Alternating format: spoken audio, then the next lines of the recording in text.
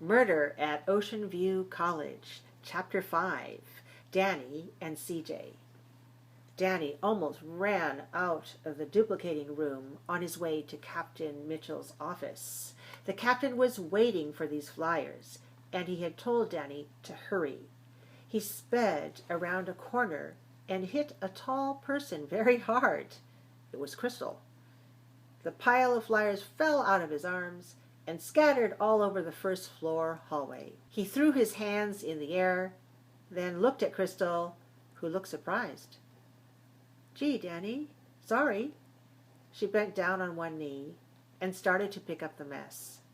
Danny bent down too, and quickly they began to gather the flyers into one pile. "Hey, CJ, I should have been more careful. In too big of a hurry, I guess. My mom always told me not to run in the house. Now I see why." Crystal laughed. "Danny, you are the only one who gets away with calling me CJ. Anybody else would get a fist in the face. Anyway, why are you in such a rush?" She was holding one of the flyers in her hand and looked down on it. "Hey," she said, "these are the flyers the captain ordered." She looked at it more carefully and read aloud.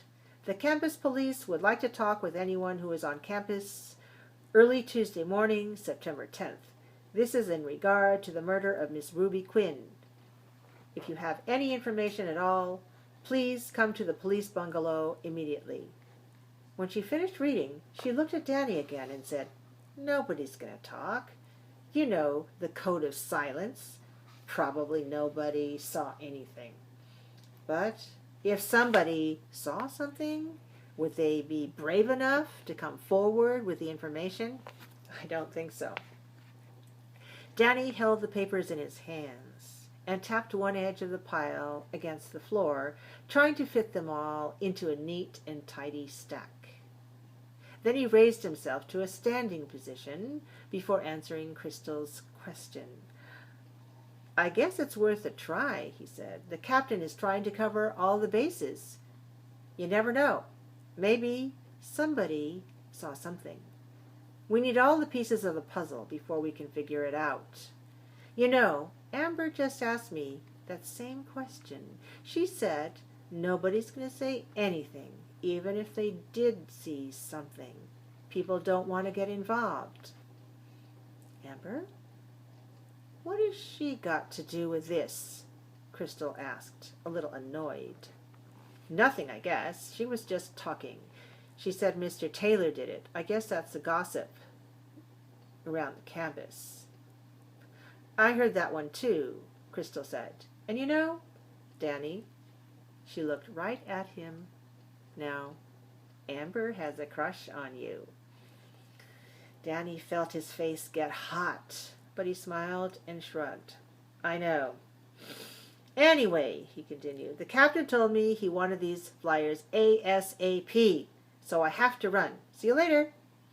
He nodded to her and took a big step away before adding, "CJ." Crystal jumped up and followed him out the door and up the hill. "I'll go with you. I have to see the captain about making a trade on the schedule." As they walked up the hill together, Danny was aware again that Crystal was about 2 inches taller than he was. He had to look up just slightly to talk to her. Their long legs moved them quickly up the hill to the little old building where the Criminal Justice Department had its offices and classrooms. This was also headquarters for the campus police. After a minute, Crystal spoke again.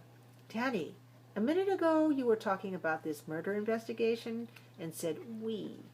Just what do you mean by 'we'?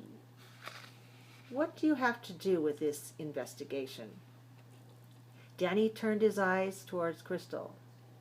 "Since Jade and I are at least on a list of suspects, I think we should be trying to clear our names, don't you? Want to help, CJ?"